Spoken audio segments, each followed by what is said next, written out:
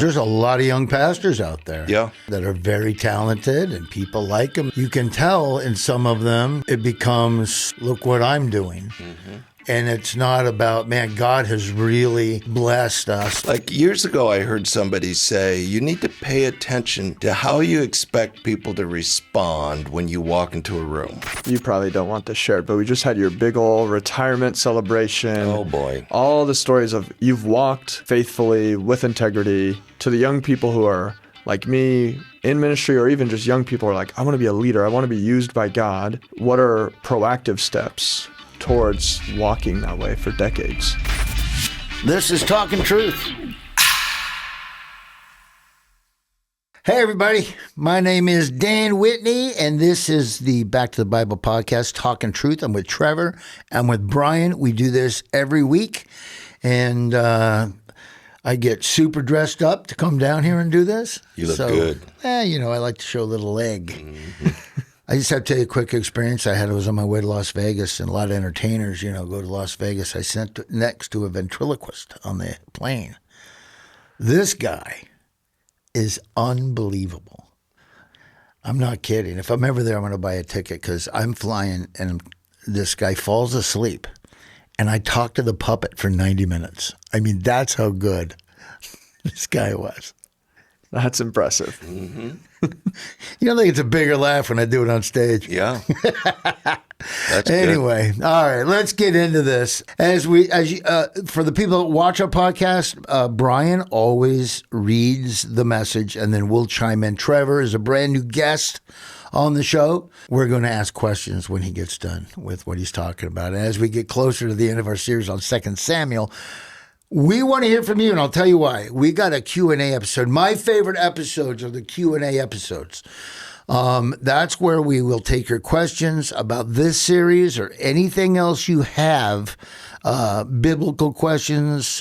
We'll take all of that, not just personal questions that's, about Christianity and about Jesus. And so drop us a question in the YouTube comments or send it to us at Talking Truth, truth.com.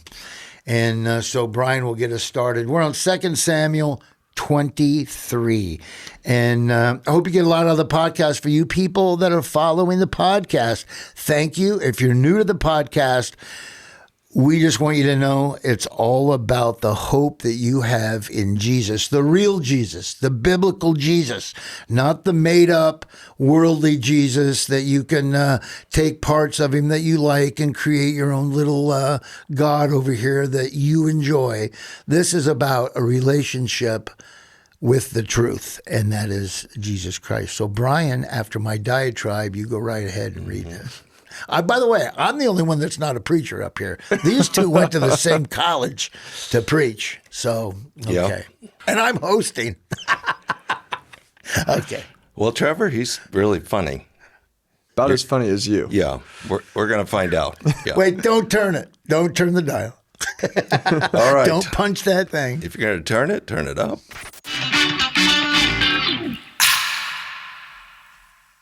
At the end of your life, will people describe you as having been more like a sunrise that brought renewal and hope to others, or like a thorn that inflicted pain into people's lives?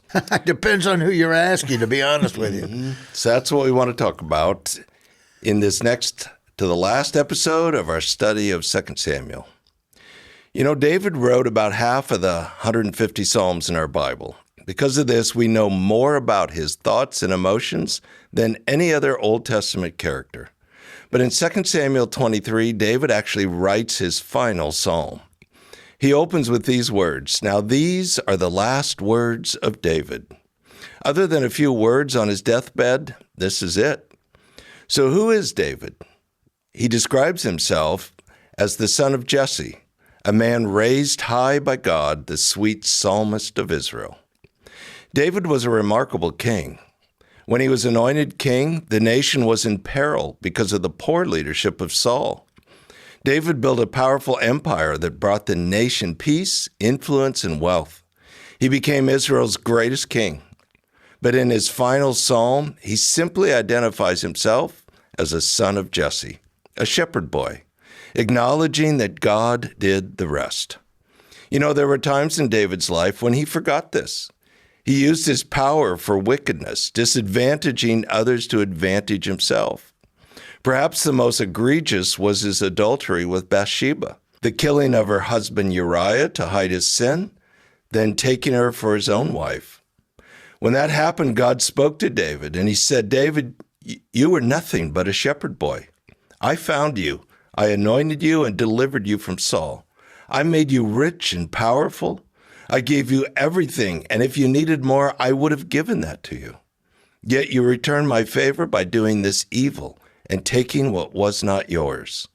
As we've learned, David's sin did great damage to his life. Now at the end of David's life, he is remembering what is true. He was nothing but a shepherd boy. God made him great. Success can be a dangerous thing. It can change how we view ourselves and how we view God. Pretty soon we get so confused we believe God is pretty lucky to have someone like us on his team. You know, as soon as that happens, we become useless to God, and we are likely headed for disaster. Over the years, I've seen too many young, talented leaders who succeeded before they were ready for it. Their competency exceeded their character. That story doesn't usually end well.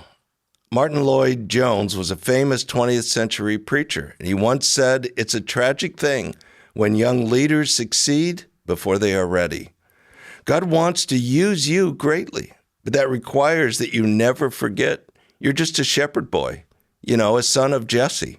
God is the one who is great. David identifies the Zaddik, the righteous leader, as the one God blesses. The Zaddik is the one who follows God's roadmap to flourishing. He or she is more interested in seeing the community flourish together than using power for personal gain. According to David, the Zaddik is like a sunrise on a beautiful clear day after a night of beautiful rain. A righteous leader brings renewal and hope and refreshment to the land. But the worthless, the wicked, those are those who use their power to disadvantage others for personal gain.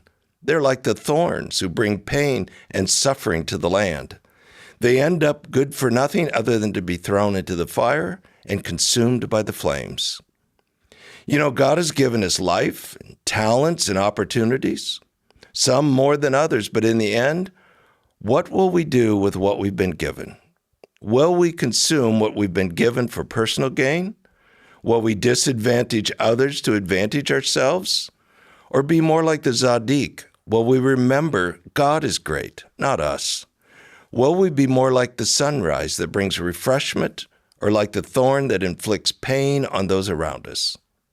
I think successful people need to remember about 90% of what has contributed to our success were circumstances out of our control. It was all God.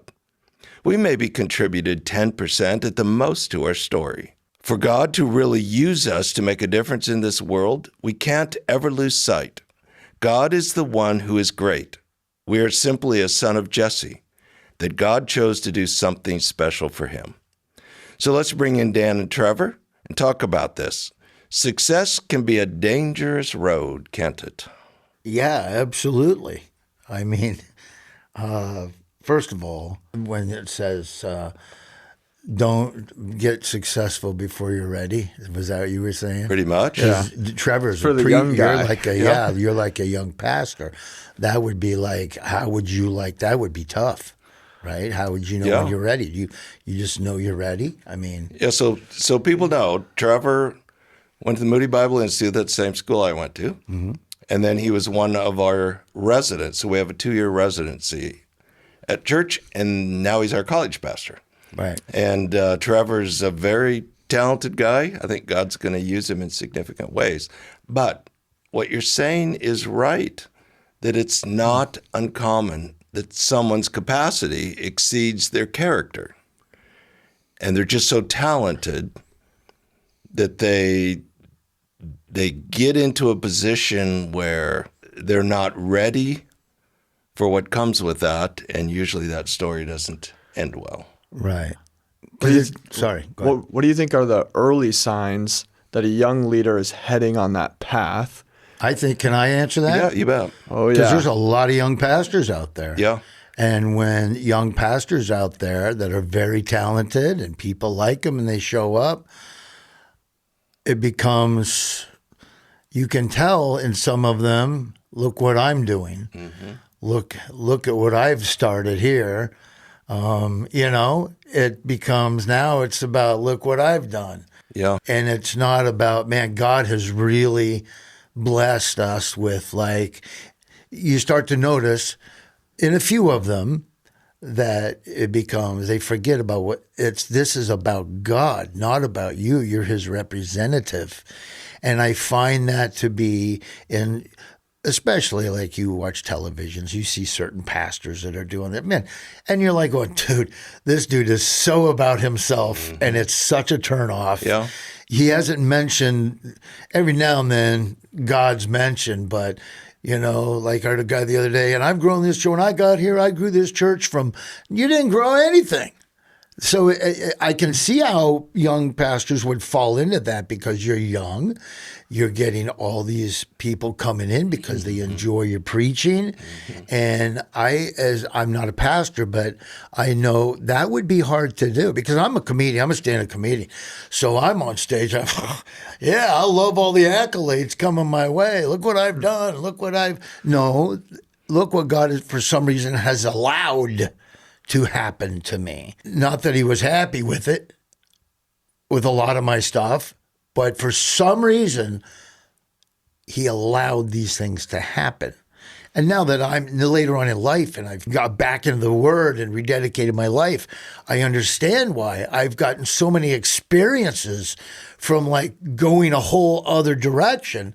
I'm just so thankful that God allowed me to do these things, but it kept me safe, because I realize he's the one that allowed those things to happen. He kept me safe through a lot of stuff that could have really damaged me. I see all that, and it's helped me now later on in life to talk to other people and the pitfalls of that kind of thing. So that's helped me. But I wasn't a pastor. As a pastor, it seems like it would be much harder, because you're actually representing Christ. So I can see how that would be hard to fall into that. But I think you're right. It's true in lots of professions. We see celebrities and entertainers at a young age self-destruct regularly. Right. But in the business community, you see it. In sports, you see it. People get fame. People get notoriety or celebrity status, and often it leads to real destructive behaviors. Absolutely. And people sit back and like, what happened? And it's a very similar dynamic with pastors. It's like people start to notice, people start to applaud, everything starts to center around you. I've noticed over the years, you go on some church websites and every page is a picture of the pastor and quotes from the pastor. And Right. You can tell this whole ministry's built around this young, talented person. Right. But it isn't long until they lose their way. Like years ago, I heard somebody say, you need to pay attention to how you expect people to respond when you walk into a room. It's like, my job as a pastor is to shepherd the people. It's to serve the people and not expect to be served. But when it starts to go to your head, you're expecting everybody to make a fuss over you, and you should be the center of attention, and nothing can happen without you. And those are the early signs that this is going down a bad path. By the way, we're not actually doing a podcast. We're here to make sure that you're going to be on the straight and narrow. It's an intervention. That's right. Intervention. Yeah, maybe I need it. So, No, but those yeah. are good questions, because that's just as a layman, and I see some of these pastors go in that direction. And I'm saying to you, it's awesome that you're a pastor and that you're doing. But the question would be, if I was a pastor, is that how I could tell that I'm going in the wrong direction, when it becomes less of what I say, God did this, or God did this, and I did this, or I did this, or would that be like a call to you to say like, whoa, Yeah, slow I down? think there's little signs that start to indicate that you're starting to think this is about you and people should be serving you and how they treat you. Feels like a lot of those things are subtle, though, which might be why people find themselves like, oh, what happened 5-10 years? And it was those beginning things. Like you just mentioned the church website. I feel like some people could try to make the argument, oh, like, come on, these are good quotes. Like, yeah, he's our pastor. Of course he'd be on the website. Like, try to justify it. But it feels like it takes some outside voice to say, hey, can we like rethink this real quick? You know, as a preacher, I've always wanted to do my best. But ultimately, people shouldn't be coming to see me. They're coming to worship Jesus and encounter him. I'm just trying to help them with that. Yeah. And I've also figured out when God touches somebody, they often will like give you the credit for it. And as you know, I can't affect whether or not people put me on a pedestal. I can choose what I do with that. And I can work really hard to try and break that down and make sure in the midst of it, people are seeing Jesus and not some celebrity preacher. Yeah. I have a question with that, though. This is like a hard topic if you're a young pastor. Like sometimes when I'm on the road, I'll do church online and I'll go to certain pastors I like because they're funny, they're entertaining, but I learn so much more from them than I do anybody else. So in that sense, I am going to that pastor because I like him. I like his way of delivering the message. Yeah, I don't think there's a problem with that. The question is that pastor then leading you to Jesus? Right. Are you following more deeply in love with Jesus or just more deeply in love with the pastor who's entertaining you? Right. I think that's the difference. Absolutely. And it is subtle. And I think the more talented somebody is, the more at risk they are. So basically, David started believing, look how great I am, and forgetting that God put him in these positions, which I think is really what the question pertains to now. I mean, if there's preachers that turn into David, like, look at all the great things that I've done, and then that's leading to a pretty bad situation. But we can see in David how he started doing that. And then it all started to go downhill. Yeah. And then, of course, he repented. Yeah. And If you remember in 2 Samuel 11, the chapter opens with in the spring of the year when the kings went out to battle, David stayed home. yeah. And that's all it takes to have this ominous feeling that David has been so successful and God has blessed him so much. He doesn't need to go out and lead the troops. So he can stay at home. And then that's when he's taking a nap, he wakes up, he sees Bathsheba, and it all goes from there. Right. So you get this sense that David had lost sight of who God had called him to be. Right. So this is really a good message, like for Trevor, for like young pastors. I mean, Trevor's an awesome pastor, and he doesn't do that. But I'm just asking these questions because it did feel a bit ironic when I found out, okay, this is the chapter we're going to talk about today. I know. I wondered, okay, was Bryan scheming here? I know, right? But this would be a good passage. This is a good story for people that want to get into ministry. Just remember why you're there. It's not there for you. You are a great spokesman for Jesus. Make sure he gets all the credit, is basically what this is saying. Yeah. The more talented you are, the more God uses you and blesses you, the more at risk you are, right, of losing your way. I mean, what is the deal with all these Christian celebrities, pastors, that are having these affairs, multiple affairs, some of them over multiple years? Yeah. It's like, what happened that they reached a point where they somehow could live this double life without conviction? Right. It is concerning, but I think they all start very sincere. But somewhere along the way, they lose their way. For young people like me, it's certainly really frustrating when we see these headlines because we think this is so frustrating. It hurts the witness, but then also just gets so frustrating. Why did this happen again? It feels like, Bryan, you're not a social media guru, but us young people are. And it feels like it's story after story. And then you just want to hit your head against the wall a little bit because it's like, man, if this is what the type of things that are representing Jesus keeps happening. So how do we, after these things happen, what do we do with that? How should people in churches respond? What should we do about it? Yeah, it's, I was watching a podcast about a leader that recently fell, and just the way these algorithms work, as soon as that one ended, it took me to another one, to another one, to another one of different Christian leaders.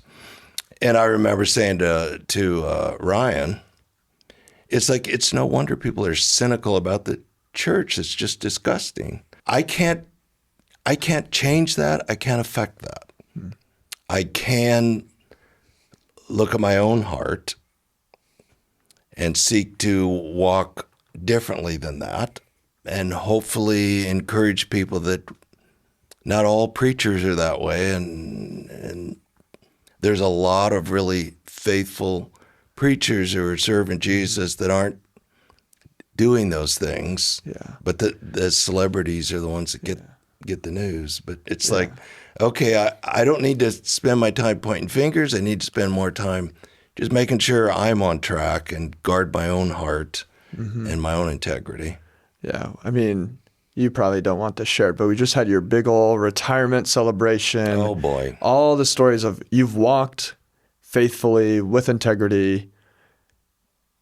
How do you think, looking back, what were ways you were proactive about that? Like you just mentioned, like, okay, guarding my own integrity, my own heart. To the young people who are like me in ministry, or even just young people who are like, I want to be a leader. I want to be used by God.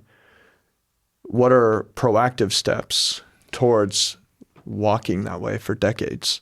I think part of it is acknowledging the risk. It's real. And if God uses you and blesses you, then the risk goes up. I think it's staying engaged in the Word. I think it's staying accountable with my teammates, with Patty, my wife. And I think it's remaining in the trenches. Like when pastors become celebrities, they get removed from the realities of ministry because they're busy being a celebrity. And it's hard to really get very arrogant when you're in the middle of the junk all the time. There's just a daily reminder of how insufficient you are and how much you need God. And so I think it's remaining true to your calling of being a pastor, being in the trenches. I tried to work hard at Berean I'll talk to the campus ops part-time high school staff as much as I'll talk to any of the senior staff. It's like trying to be authentic, trying to be real, trying to model what it means to serve these people and genuinely care. But you got to face the fact it's a risk and work at it. Right. Yeah, or it doesn't take much. And it's probably no different, Dan, in your industry. It doesn't take much for people to lose their way. No, it doesn't take much at all. It just seems like if you're going to go into the ministry, the devil is going to attack you constantly. So if you go into the ministry, you have to be prepared for it. And you have to know that, man, if I do this and you knowingly do something that you know is going to you're not ready. You're ready when you know that I am strong enough, I have my heart strong enough to win. I'm going to fall a little bit, but I'm going to win most of these battles. So that's why I think the Bible is so awesome. And that's why God chose these wretched people. They've been through it. They've been through the ringer. they did this and did that. They are, my buddy Reno Collier does a show on here about alcoholics, and finding Jesus got him over alcoholism. I mean, he was broken. I mean, they hit rock bottom. They've done it all. They were broken. Real broken people make really good Christians because they've been there and they've gone through it. And by gosh, they can withstand it now because they've been through it. So that's the basic gist, I think, of a lot of this with young pastors and things like that is the talent is great. It's great that you're talented, and it just makes sure that Jesus gets all the credit for all of it, and make sure you're ready to face those, because especially now, the devil is coming at you. So you just have to make sure you're ready to face that. And it really turns a lot of people off that are searching for the true Jesus, seeing some guy up there giving himself credit for everything in these big, huge multi-churches that have 14,000 people coming. And it's more or less just a big, positive thinking thing, and look what I've done. I commend both of Trevor and Bryan for being pastors. I think it's one of the hardest things to do, because not only are you helping other people and turning people towards Christ, but you have to really work hard and get into a lot of prayer not to be misled yourself. So I think it's very commendable that we do have good, energetic young pastors out there. I commend Trevor for that. Absolutely. Because the devil's going to come at you hard. Yep. And but this story of David, if David was living in 2026, he would be getting berated left and right on social media, and people going, "You're not a real Christian. Let me tell you what a real Christian is." Guess what? David was a man after God's own heart. Why is that? Because David repented. He knew he did wrong, and he turned his life around after all the stuff he did. That's what grace is about, and that's what Jesus Christ is about. He's about turning from your sin and going the other direction and letting him work in your life. Are you going to be perfect? That's the thing. You're not going to be perfect, but you're going to try to be perfect. And let me tell you something.